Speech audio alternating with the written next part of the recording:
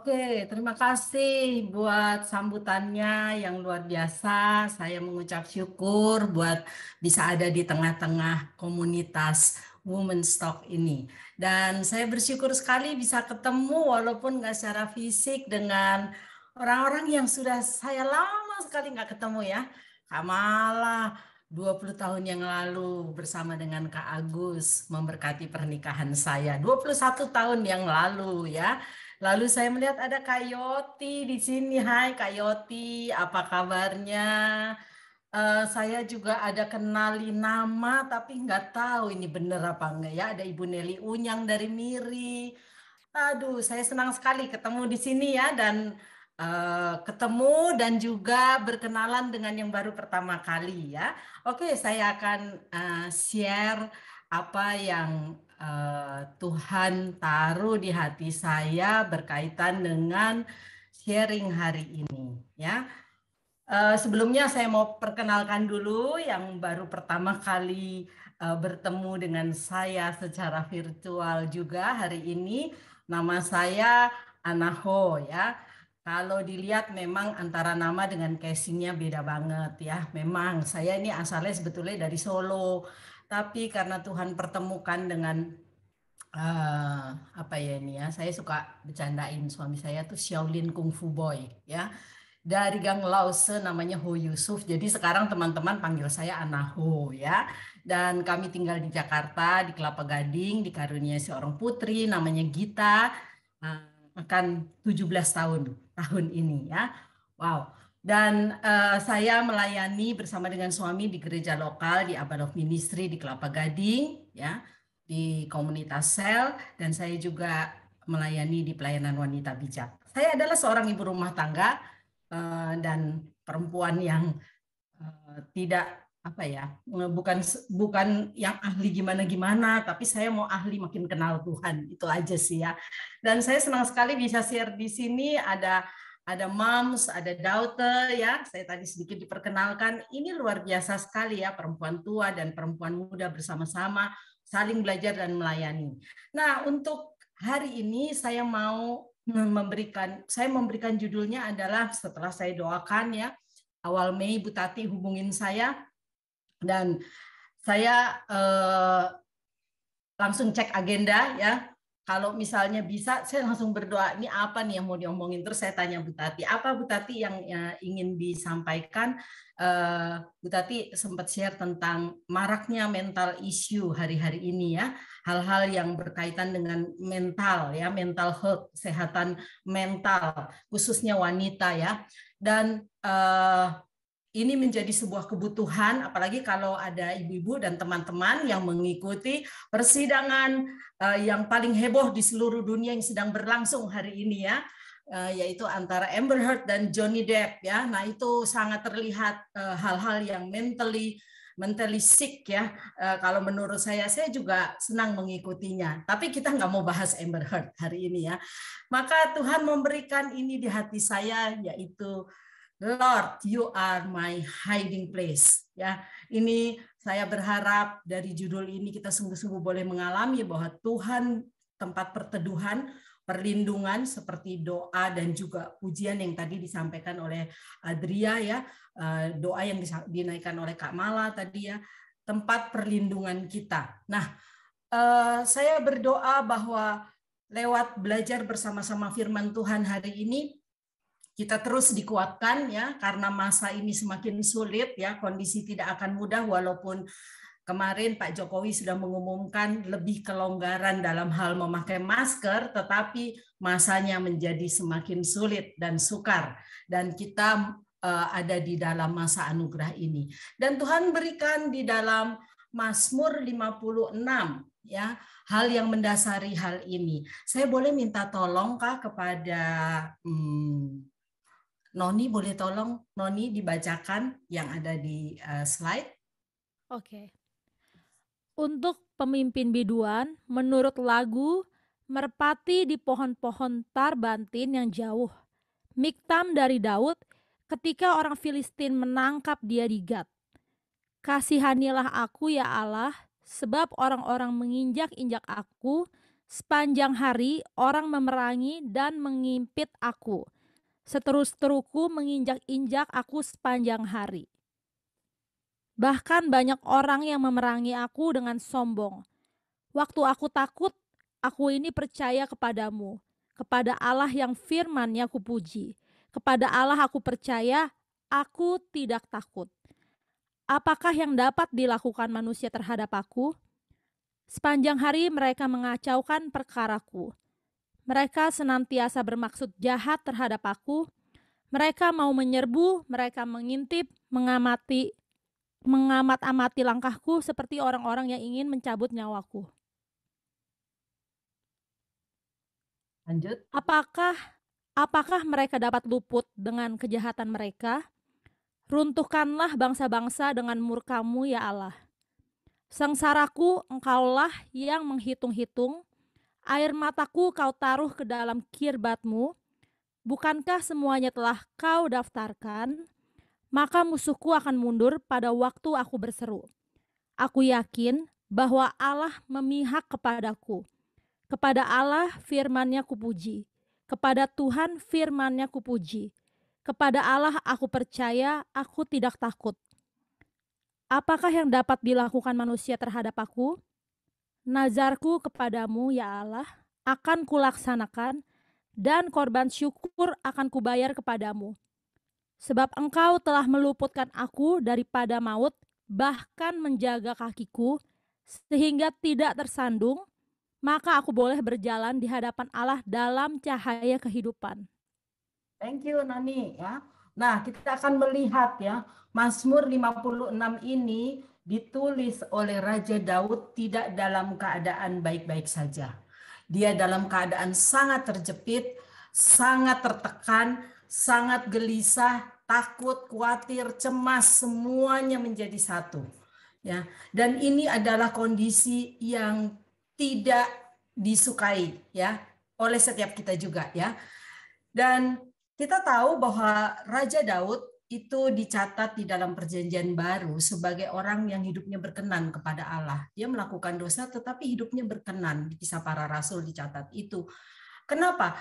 Karena saya melihat bahwa Daud ini adalah seorang pribadi yang apa adanya di hadapan Tuhan. Ya, dia sangat apa adanya. Ya, jadi di sini ada kata yang diulang sampai 3 kali diucapkan di dalam Mazmur 56 ini, yaitu kepada Allah yang firman-Nya kupuji. Jadi pada saat-saat ketakutan dan kesulitan kita harus belajar untuk melihat kekuatan firman Allah itu adalah yang utama. Dan kita mengandalkan apa yang tertulis, karena Tuhan Yesus sendiri berkata manusia tidak hidup dari roti saja, tetapi dari setiap firman yang keluar dari mulut Allah. Firman adalah Allah, Allah adalah firman itu sendiri. Jadi kalau kita hidup dan menghidupkan firman itu di dalam hidup kita, maka kehidupan yang sesungguhnya itu kita akan alami, sekalipun kita pernah mengalami hal-hal yang tidak enak. Allah akan memihak kepada kita. Apa artinya? Allah akan membela ketulusan dan kejujuran hati kita. Dan di situ dikatakan bahwa air sengsara kita, kesulitan kita, Tuhan yang menghitung. Bahkan air mata kita ditaruh di dalam kirbatnya Tuhan. Bukan kirbat kita ya, kirbatnya Tuhan.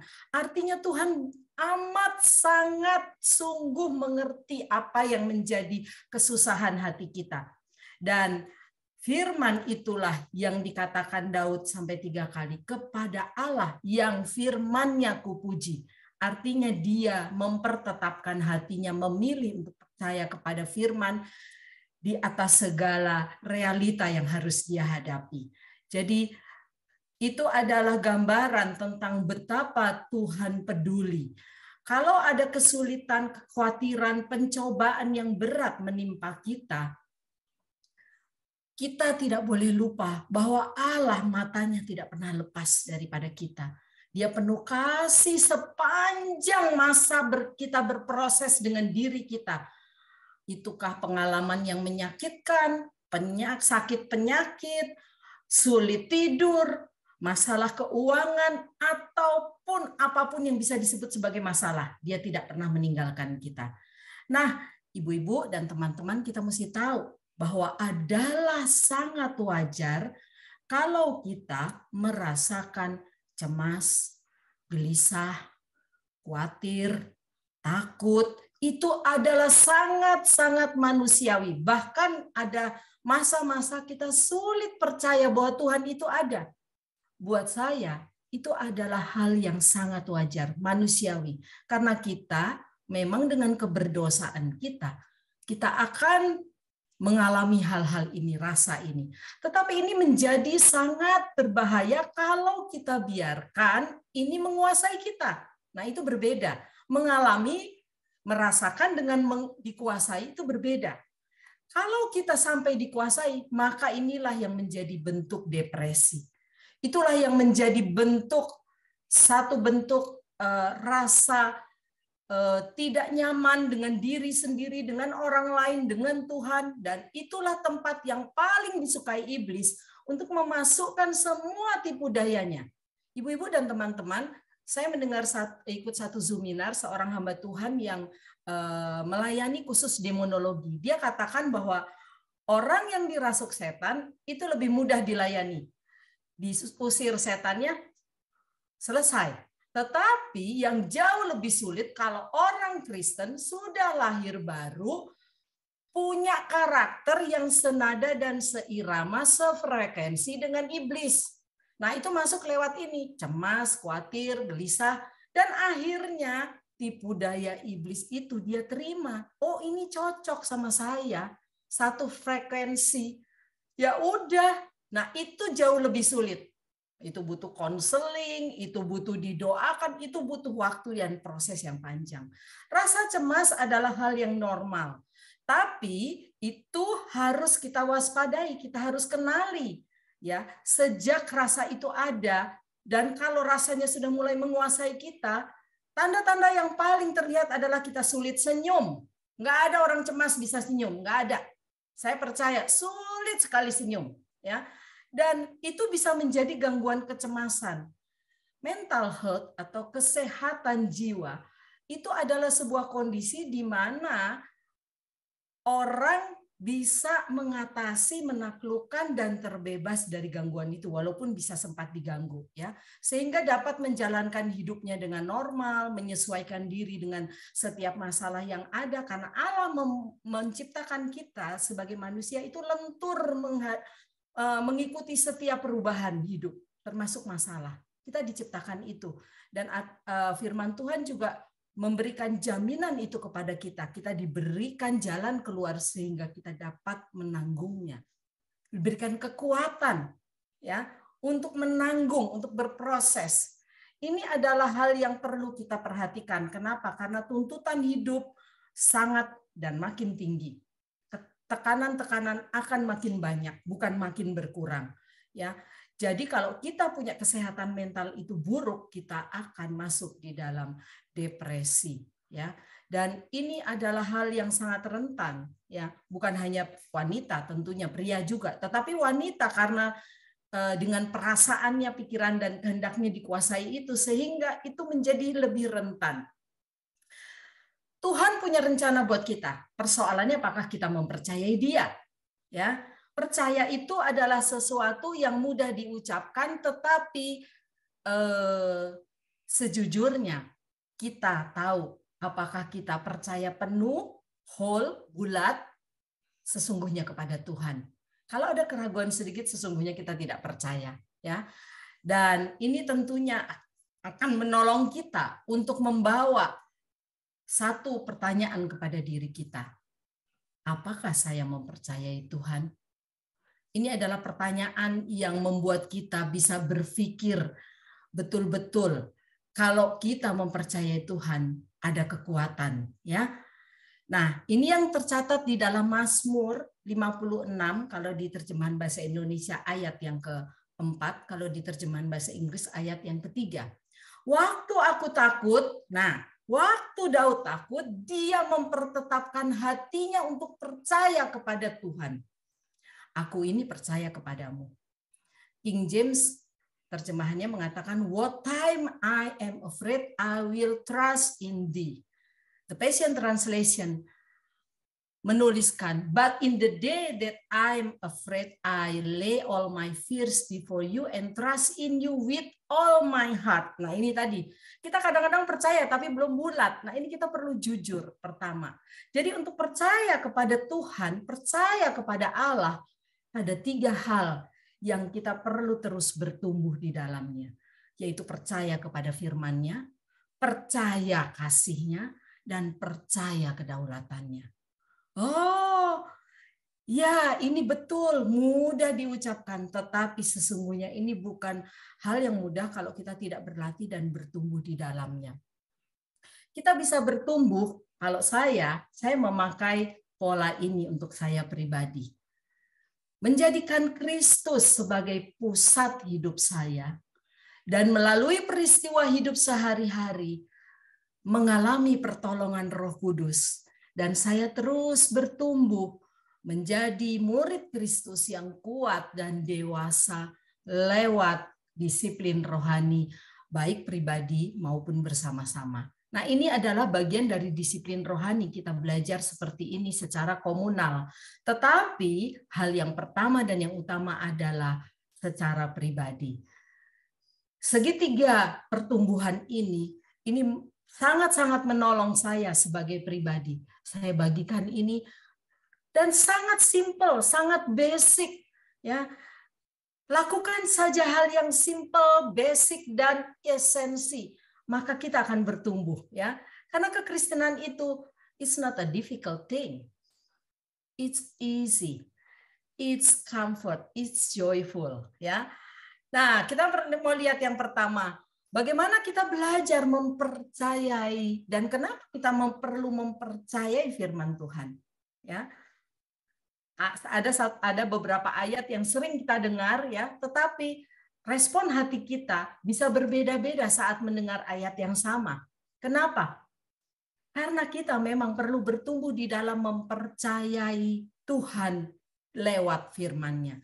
Mazmur 1, maaf itu ayat 1 sampai 3 ya. Itu dituliskan di situ bahwa berbahagialah orang yang tidak berjalan menurut nasihat orang fasik. Kalau di dalam terjemahan bahasa Inggris, blessed, diberkatilah orang, ya. Yang tidak berdiri di jalan orang berdosa dan yang tidak duduk dalam kumpulan pencemooh, tetapi yang kesukaannya ialah Taurat Tuhan dan yang merenungkan Taurat itu siang dan malam. Kalau kita melakukan itu, tidak berjalan menurut nasihat orang fasik, ya, tidak mengikuti nasihat-nasihat yang berseliweran di medsos, ya. Mungkin ada yang baik, tetapi ada juga yang tidak baik kalau kita fokusnya ke situ, ya. Lalu tidak berdiri di jalan orang berdosa, kita tidak melakukan hal-hal yang jelas-jelas menyakiti hati Tuhan, melanggar perintahnya, dan tidak melakukan apa yang menjadi perintahnya, dan tidak duduk dalam kumpulan pencemooh. Kalau komunitas di sekeliling kita, inner circle kita adalah orang-orang yang punya tujuan yang sama, punya kerinduan yang sama mengasihi Tuhan dan mengenal Tuhan, tetapi yang kesukaannya adalah Taurat Tuhan dan yang merenungkan siang dan malam. Itu artinya firman itu ada di sini, ada di kepala, ada di hati, dan ada di mulut kita. Dia menyatu, blended dengan kita. Maka firman Tuhan di dalam Mazmur 1 ayat 1 sampai 3 katakan, iya, orang itu, saya, ibu-ibu dan teman-teman akan menjadi seperti pohon yang ditanam di tepi aliran air. Dia menghasilkan buahnya pada musimnya dan tidak layu daunnya. Apa saja yang diperbuatnya berhasil. Orang suka mengutip ini di bagian terakhir. Apa saja yang diperbuatnya berhasil. Tetapi ada begitu banyak hal, syarat dan ketentuan berlaku buat pelaku firman Tuhan. Kalau kita lakukan, kita berhasil. Berhasil artinya apa? Menjadi kesaksian. Menjadi surat yang terbuka buat Tuhan. Dan firman itu dikatakan adalah pelita bagi kakiku dan terang bagi jalanku. Saya cukup lama merenungkan firman yang satu ini. Saya sudah dengar ini sejak zaman saya sekolah minggu. Saya hafal lagunya, saya suka nyanyinya. Tapi saya baru sadar, Pelita itu adalah terang yang hanya bisa menerangi selangkah demi selangkah. Ya. Jadi pelita itu bukan lampu sorot. Ya. Pelita itu bukan spotlight yang bisa membawa kita melihat di ujung, tidak bisa. Pelita itu adalah selangkah demi selangkah. Artinya firman Tuhan itu seperti itu. Berlaku selangkah demi selangkah dari ketaatan kita. Kita selangkah taat firman, maka firman itu akan membela kita. Selangkah lagi, firman itu akan membela kita. Dan terang bagi jalanku. Thy word is a light into my path. Itu adalah bekal saya waktu saya secara pribadi harus mengalami hal-hal yang tidak enak dalam hidup saya, yang mengganggu saya dengan begitu banyak anxiety, kegelisahan yang muncul di hati dan pikiran saya mengingat ini. Firman Tuhan adalah terang bagi kakiku, terang bagi jalanku, dan pelita bagi kakiku. Nah, satu kali, ibu-ibu dan teman-teman, di rumah saya senang gardening, berkebun ya. Ada sebuah taman kecil di depan rumah saya ya. Nah, memang waktu kami merenovasi rumah, kami meminta untuk dibuatkan lubang biopori ya. Ini yang lingkaran merah itu. Saya buat dengan 4 paralon yang paling besar ukurannya, ditanam 1,5 meter ke dalam. Gunanya apa? Lubang biopori ini adalah untuk membuang sampah-sampah organik, sayur dan buah saja.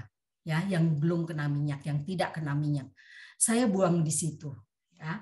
Dan sampah-sampah itu ternyata pada waktunya 2-3 hari, hari keempat itu akan turun ke bawah dan berubah menjadi kompos. Kalau ibu-ibu dan teman-teman lihat sekitarnya tanamannya jadi hijau ya. Kenapa? Karena lubang biopori ini dari sampah menghasilkan pupuk kompos ya. Jadi saya tiap kali membuang sampah di situ, setelah 4 hari itu turun ke bawah dengan sendirinya karena dia organik ya, dan dia akan mengubah sampah itu menjadi pupuk. Nah, hal-hal apa, unsur-unsur apa yang bisa mengubah sampah itu menjadi kompos atau pupuk? Sinar matahari, mikroorganisme, dan bakteri. Terjadi pembusukan turun ke bawah. Ini bukan sedang belajar sains ya, tapi ini sesuatu yang sangat-sangat kuat berbicara kepada saya secara pribadi. Oh, sampah bisa berubah jadi pupuk. Dan dari kejadian ini, Tuhan mengajarkan saya untuk saya memiliki buku sampah. Saya namakan buku sampah ya. Saya sudah punya beberapa karena ini kebenaran saya dapatkan tahun 2016. Ini salah satunya buku sampah saya. Isinya sampah walaupun bukunya cantik warnanya pink ya. Isinya sampah ya.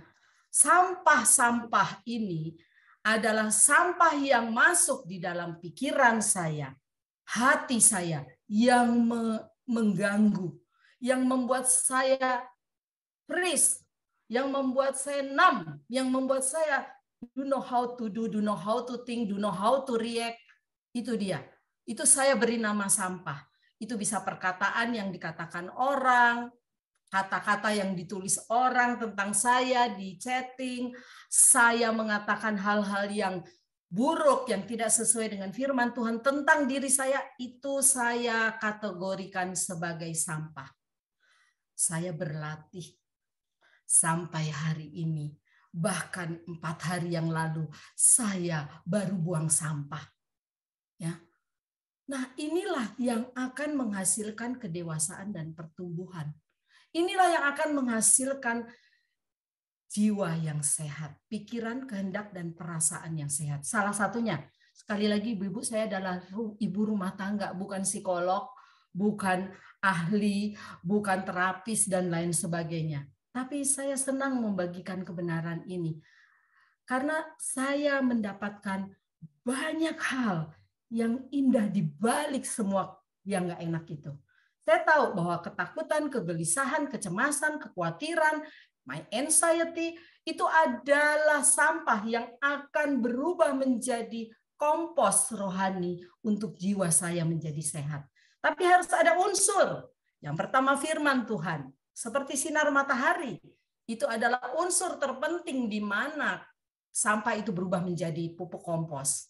Mikroorganisme, bakteri, itu adalah proses untuk saya mengunyah, menelan, mengecap kenikmatan firman itu buat jiwa saya melebihi segalanya. Ini adalah sebuah proses yang gak enak, yang panjang, tapi menghasilkan hal yang baik buat kita. Baru saya alamin 4 hari yang lalu, kata-kata orang yang menyakitkan saya. Waduh, langsung gak bisa tidur.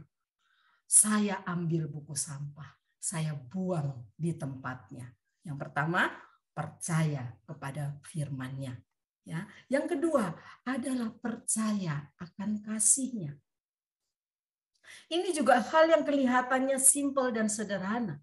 Tetapi kita harus akui, ada kalanya kita meragukan kasih Tuhan. Sejujurnya. Saya kadang-kadang merasa sendiri. Tuhan nggak ada bersama dengan saya. Sedetik, 2 detik, tetapi itu ada perasaan yang ada. Jadi saya harus deal dengan itu. Yohanes 3 ayat 16. Karena begitu besar kasih Allah akan dunia ini sehingga Ia mengaruniakan anaknya yang tunggal supaya setiap orang yang percaya kepadanya tidak binasa melainkan beroleh hidup yang kekal. Oh, ini buat mereka yang belum kenal Tuhan ya. No. Ini buat semua orang, termasuk kita yang sudah kenal Tuhan, apalagi kita harus kunyah. Kita harus cerna firman ini. Kita harus endapkan. Kita harus sampai bisa mengecap bahwa firman ini manis buat jiwa kita.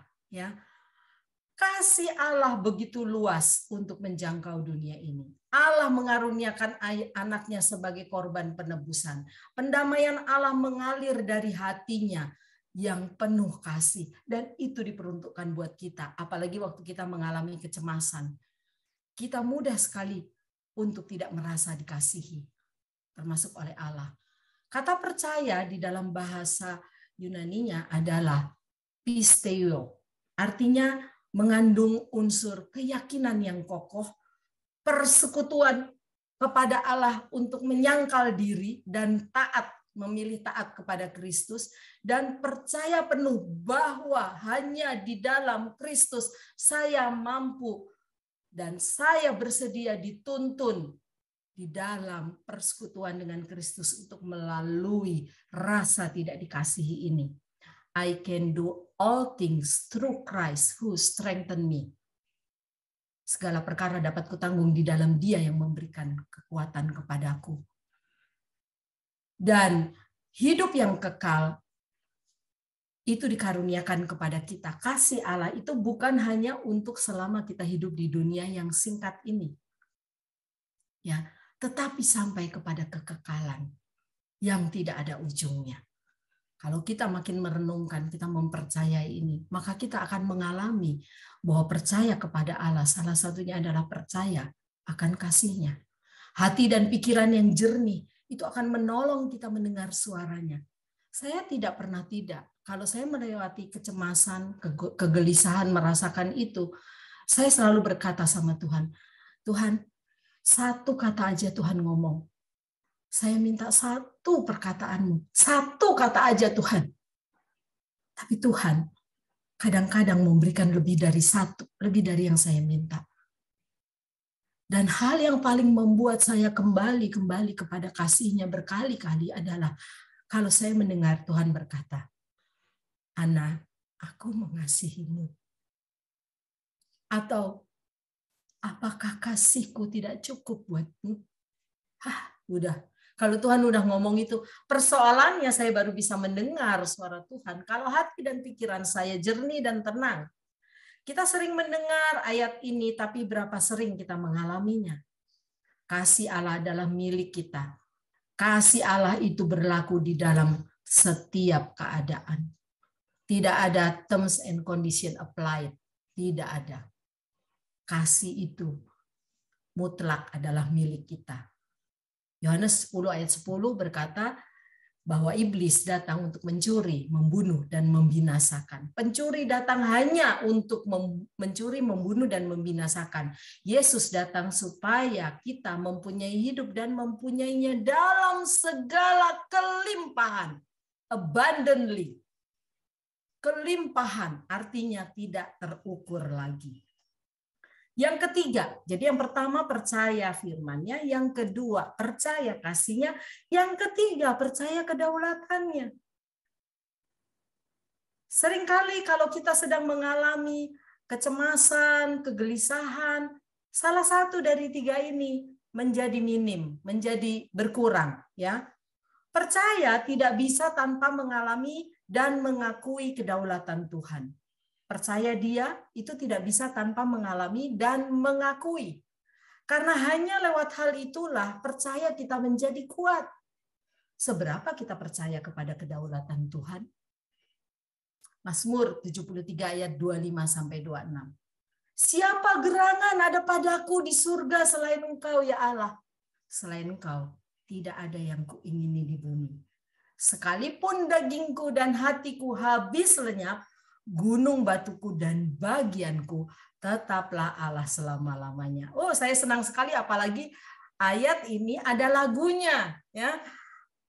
Setiap kali saya mau mempertatapkan hati saya untuk mempercayai kedaulatan Tuhan, maka saya mengatakan hal ini. Bahwa tidak ada yang lain Tuhan. Saya percaya kedaulatan-Mu. Allah itu baik bagi mereka yang percaya. Dan pemazmur yang melayani Tuhan, yang menulis kitab Mazmur pasal 73 ini, itu sedang dalam keadaan tawar hati. Waktu itu dia membandingkan kondisi orang fasik dengan orang percaya.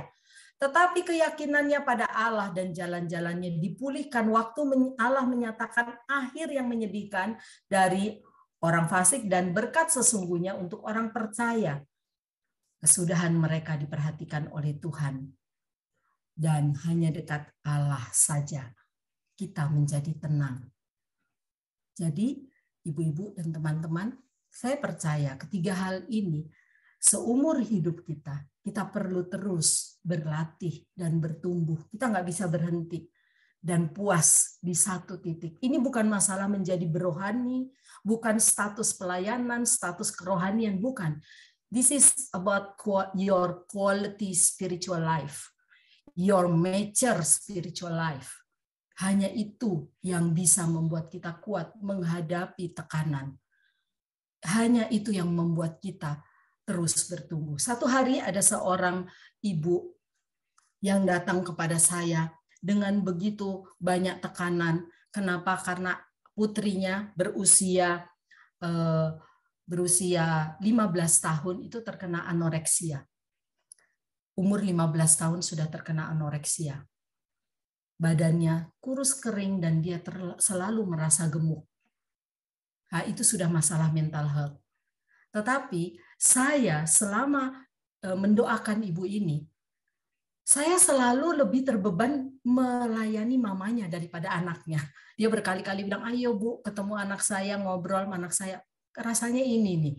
Dan ternyata betul, satu kali dia datang ke rumah saya dengan wajah yang sangat-sangat tidak boro-boro tidak bersuka cita. Sudah rasanya seperti zombie. Ya, saya melihatnya. Enggak ada kehidupan di matanya, di wajahnya, itu tidak terlihat kehidupan sama sekali.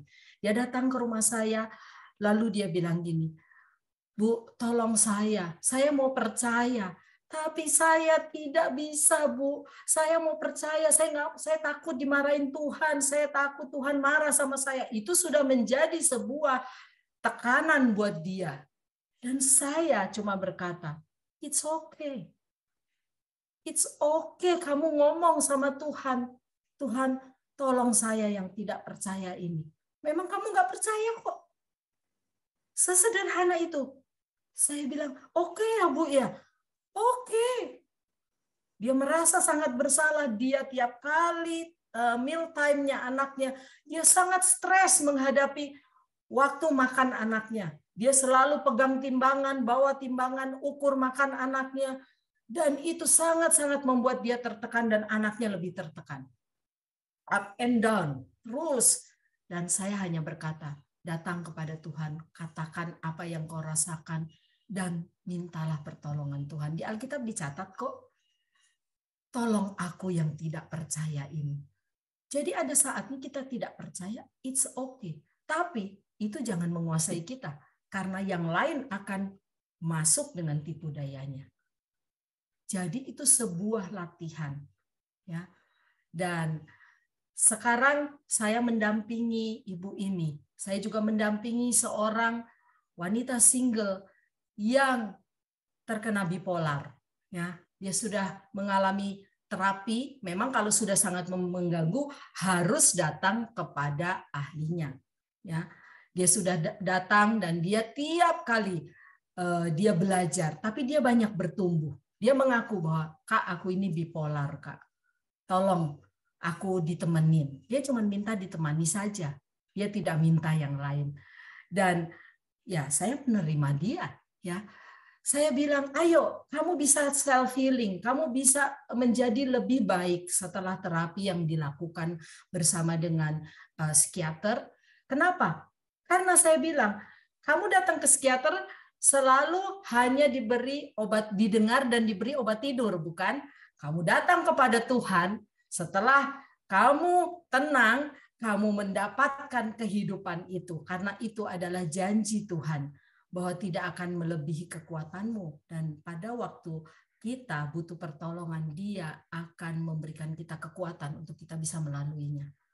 Ada begitu banyak di sekeliling kita, dan bisa jadi kita, saya juga bisa menjadi stressful dan terkena mental issue. Ya, semua kita bisa, tetapi kita punya Tuhan.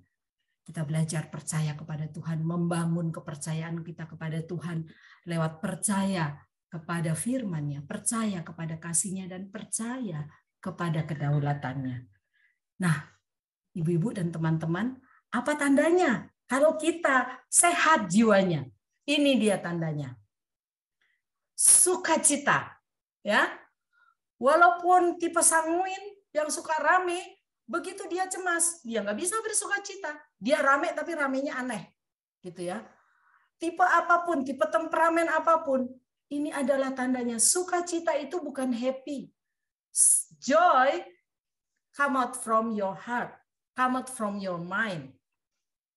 Itu satu paket, tidak bisa dipisah-pisahkan, ya. Dan itu bukan nyengir, ya. Sukacita itu bukan begitu, bukan senyum, bukan rame. Sukacita itu bisa dirasakan. Mari kita belajar menjadikan Tuhan the best hiding place buat kita, karena hanya disitulah jiwa kita tertolong. Mari kita berdoa. Allah Bapa di dalam kerajaan surga, kami mengucap syukur Tuhan, kalau Engkau memberikan kebenaran-Mu, itu pasti memerdekakan kami. Firman-Mu berkata bahwa kebenaran-Mu lah yang memerdekakan setiap kami.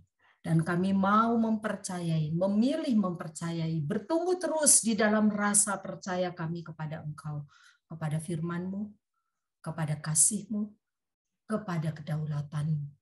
Tolong kami Tuhan, hidup yang singkat di dunia ini Tuhan akan berakhir, tetapi hidup kekal itu akan terus berlaku untuk kami.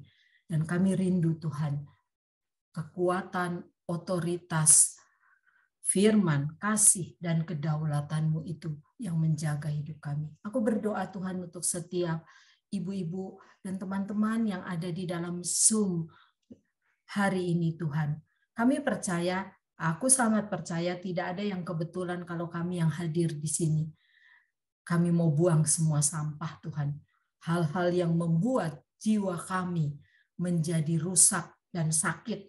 Dan kami datang kepada firman-Mu, kepada kasih-Mu, kepada kedaulatan-Mu, untuk kami terus membangun intimitas kami dengan Engkau Tuhan menjadi sebuah kualitas hidup murid Kristus yang dewasa dan kuat. Kami mengucap syukur Tuhan buat firman-Mu. Terima kasih Tuhan untuk aku secara pribadi boleh mengalami 3-4 hari yang lalu Tuhan. Dan kembali Tuhan mengalami kebenaran Tuhan. Bahwa hanya firman-Mu, kasih dan kedaulatan-Mu yang membuat aku terus bisa tegak berdiri. Terima kasih Tuhan. Kami mengucap syukur, meteraikan setiap firman-Mu. Di dalam nama Tuhan Yesus Kristus kami berdoa dan bersyukur. Amin.